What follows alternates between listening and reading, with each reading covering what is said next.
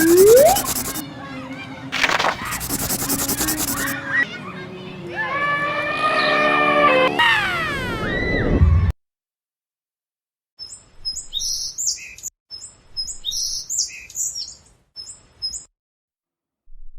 میں سارے جانور بہت خوشی سے رہتے تھے۔ سب ایک دوسرے کا خیال رکھتے۔ کسی کو کوئی مشکل پیش آتی تو مدد کو فوراً پہنچ جاتے۔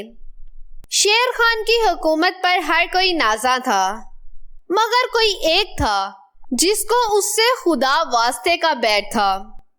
یہ تھا جنگل کا گدھا جو خود کو ڈونکی راجا کہلواتا تھا۔ یہ اور بات ہے کہ اس کی کوئی سنتا نہیں تھا۔ ایک روز ڈونکی راجا شان بے نیازی سے اپنی دم ہلاتا خود کو راجا سمجھتا چلا جا رہا تھا کہ راستے میں اسے کچھ چمکتا ہوا نظر آیا۔ رات کا اندھیرا پھیل رہا تھا اور اندھیرے میں وہ چمک بہت زیادہ لگ رہی تھی۔ ڈونکی راجا نے وہ روشنی والی چیز کو غور سے دیکھا تو وہ نیلے رنگ کا ایک پتھر تھا۔ وہ پتھر عام پتھروں سے بالکل الگ تھا۔ اس کو سمجھ نہیں آ رہی تھی کہ اس کا کیا کرے۔ اس نے وہ پتھر لیا اور اپنے گھر کی طرف چل دیا۔ کافی دیر وہ پتھر کے بارے میں سوچتا رہا۔ آخر کار اسے ایک سوراخ میں چھپا دیا اور لمبی تان کر سو گیا۔ اگلے دن گدھے کے نیلے پتھر کی خبر جنگل میں آگ کی طرح پھیل گئی۔ یہ خبر بی لومڑی تک پہنچی۔ وہ اس سے وہ پتھر لینے کی ترکیب سوچنے لگی۔ وہ جلدی جلدی اس کے پاس پہنچی اور اس سے کہنے لگی، آداب بجا لاتی ہوں ڈونکی راجا، کیسے مزاج ہیں آپ کے؟ گدھا اپنا اتنا احترام دیکھ کر حیرت زدہ تھا۔ اس نے پوچھا، بی لومڑی، طبیعت تو ٹھیک ہے تمہاری؟ آج سے پہلے تو تم نے مجھے راجا نہیں کہا، بس ڈونکی ڈونکی کہہ کر میرا دل چلاتی تھی۔ اب ایسا کیا ہو گیا؟ اور تم کی بجائے آپ؟ آخر کیوں؟ ارے ڈونکی راجا، آپ نہیں جانتے کہ آپ کا احترام کیوں کیا جا رہا ہے؟ بی لومڑی بولی۔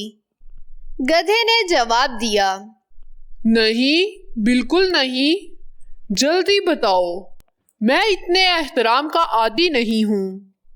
بی لومڑی نے اپنی شاطرانہ دم ہلائی اور بولی، اس میں آپ کا کوئی کمال نہیں ہے ڈونکی راجا۔ وہ جو آپ کے پاس پتھر ہے نا، یہ اس کا کمال ہے۔ جس کے پاس بھی وہ پتھر ہوتا ہے، اس کے پاس سب جانوروں کی طاقت ہوتی ہے، اور جنگل کا راجا وہی ہوتا ہے۔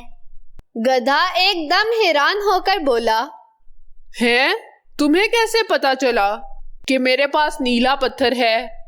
بی لومڑی چلاکی سے بولی، ڈونکی راجا، دیکھ لو اس پتھر کی طاقت، اس کی روشنی ہی اتنی ہے کہ تمہارے ارد گرد سب روشن ہو گیا ہے۔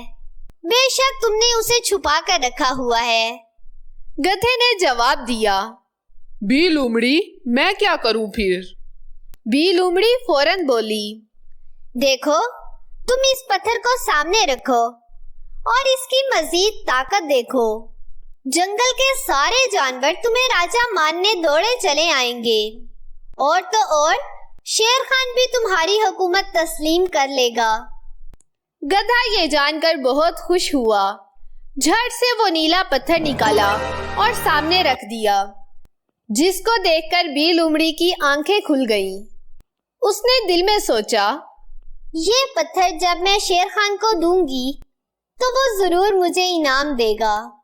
اس گدھے کو گدھا بنانا کون سا مشکل کام ہے۔ پھر گدھے سے کہنے لگی، ابھی بس اس پتھر کی کرامت دیکھتے جاؤ۔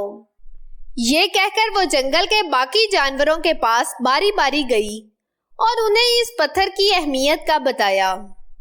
دیکھو، وہ قیمتی پتھر اس گدھے کی بجائے ہمارے راجا شیر خان کے پاس ہونا چاہیے۔ وہ تو ازل سے گدھا ہے اور گدھا ہی رہے گا۔ راجا بننے کا خواب بس وہ سو کر ہی پورا کر سکتا ہے۔ تم سب میرے ساتھ چلو اور اس سے وہ قیمتی پتھر لے کر راجا کو دلوانے میں میری مدد کرو۔ सब जानवर बी लोमड़ी की बातों में आ गए और इसके साथ चल दिए। सब जानवरों को इकट्ठा आता देखकर गधे ने खुशी से चिल्लाना शुरू कर दिया। वो सोच रहा था कि सब इसको राजा मानने इसके पास आ रहे हैं, मगर वहां तो कुछ और ही होना था। सब ने आकर गधे पर दहावा बोल दिया और इस धमा चौकड़ी का फायदा लोमड़ी ने उठाया। झट से पत्थर उठाया और शेर खान के पास भाग गई। हंगामा खत्म होने के बाद गधे को लोमड़ी की चालाकी समझ आई और फिर वो बहुत पछताया। सच है, हमें खुद को ताकतवर बनाना होगा। कोई भी कीमती चीज हमें ताकतवर नहीं बनाती है। खुद एतमादी ही हमारी ताकत है, जो गधे में नहीं थी, और इसका नुकसान उसने उठाया। प्यारे बच्चों, हमेशा अपनी सलाहियतों और अपने बलबूते पर कामयाबी हासिल करने की कोशिश करो। खुद एतमादी से हर कोशिश की तकमील मुमकिन है, फिर चाहे वो कोशिश राजा बनने की ही क्यों ना हो। हमारी वीडियो देखने के लिए आपका शुक्रिया। हमारे चैनल को लाइक, शेयर और सब्सक्राइब करना मत भूलिए।